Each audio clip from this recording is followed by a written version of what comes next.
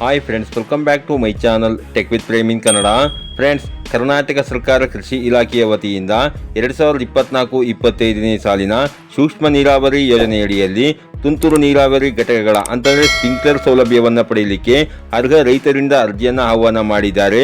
ಈ ಒಂದು ಅರ್ಜಿಯನ್ನು ಸಲ್ಲಿಸಿಕೊಂಡು ಸ್ಪ್ರಿಂಕ್ಲರನ್ನು ಪಡ್ಕೊಳ್ಳಿಕ್ಕೆ ಅರ್ಹ ರೈತರಿಗಿರಬೇಕಾಗಿರುವ ಅರ್ಹತೆಗಳೇನು, ಏನೇನು ದಾಖಲೆಗಳನ್ನು ನೀಡಬೇಕು, ಎಲ್ಲಿ ಅರ್ಜಿ ಹಾಕಬೇಕು, ಹಾಗೆಯೇ ಅರ್ಜಿ ಸಲ್ಲಿಸಲಿಕ್ಕೆ ಕೊನೆಯ ದಿನಾಂಕ ಯಾವುದು ಅನ್ನುವ ಸಂಪೂರ್ಣವಾದ ಒಂದು ಮಾಹಿತಿಯನ್ನು ನಾನು ಈ ವಿಡಿಯೋದಲ್ಲಿ ನಿಮಗೆ ತಿಳಿಸ್ಕೊಡ್ತೇನೆ.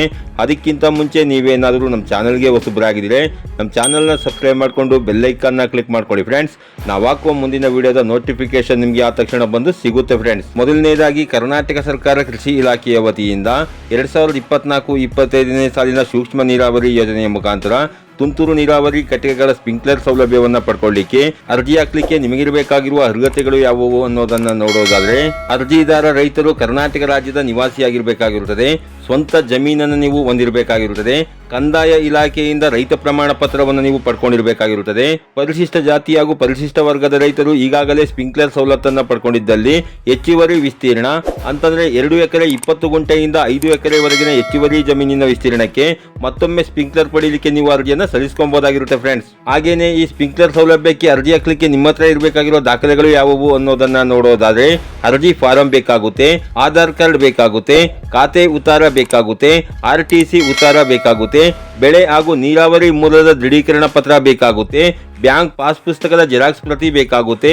3 ಪಾಸ್ಪೋರ್ಟ್ ಸೈಜ್ ನ ಫೋಟೋ ಬೇಕಾಗುತ್ತೆ, SC/ST ವರ್ಗಕ್ಕೆ ಸೇರಿದ ರೈತರು ಜಾತಿ ಮತ್ತು ಆದಾಯ ದೃಢೀಕರಣ ಪತ್ರವನ್ನು ನೀವು ಇಟ್ಕೊಂಡಿರಬೇಕಾಗಿರುತ್ತದೆ.